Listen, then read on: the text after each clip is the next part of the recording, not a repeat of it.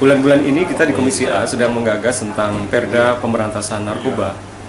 Ini sebagai satu implementasi terhadap Undang-Undang 35 tahun 2009 tentang pemberantasan narkotika, di mana masih ada celah yang perlu kita kuatkan dalam bentuk perda. Di antaranya misalnya pentingnya kita membuat semacam satuan tugas. Satuan tugas ini semacam unit kerja yang dibentuk mulai dari kabupaten, kecamatan sampai desa-desa, yang fungsinya adalah ikut membantu BNN, membantu polisi, mengawasi, memonitor, bahkan juga melaporkan manakala di lingkungan sekitar Anda itu ada pengguna, pengedar, atau penyalahguna narkoba.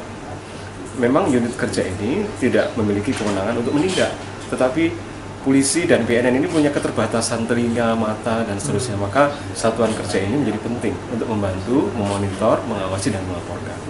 Itu satu. Kemudian yang kedua, memang di dalam perjalanannya, perda ini sudah memasuki tahap public hearing ke kampus-kampus, dan kita menghadirkan Kepala BNN Provinsi, kemudian Ditserse Narkoba Provinsi dari Polda, kemudian seluruh jajaran Kepala BNN Kota Kabupaten di Jawa Timur yang jumlahnya 15 itu, yang intinya kita ingin mendapat masukan dari publik, bagian-bagian mana yang perlu dikuatkan lagi.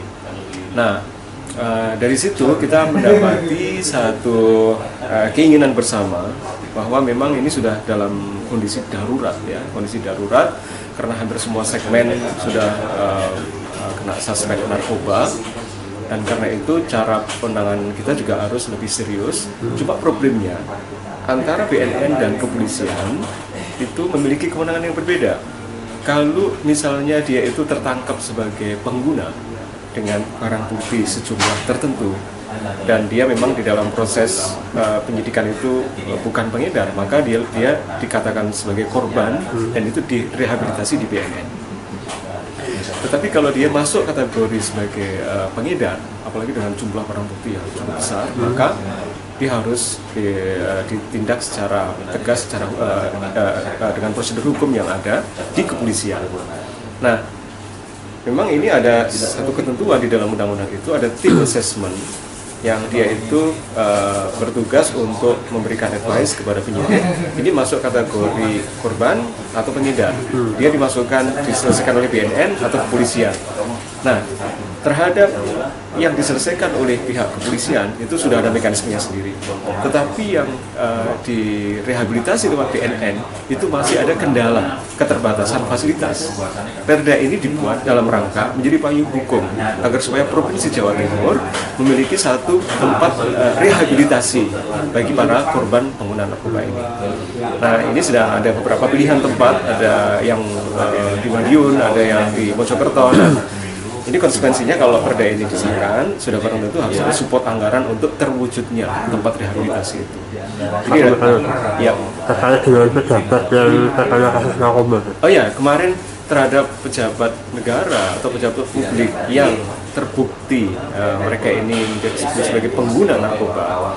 Dalam public hearing itu ada semacam kata bulat dari para akademisi. Saya lihat sendiri, saya dengar sendiri, wakil dari pesantren, wakil dari kampus-kampus, wakil dari rumah sakit, semuanya mengusulkan agar pejabat negara, pejabat publik yang terlibat dalam penggunaan narkoba ini harus dipecat.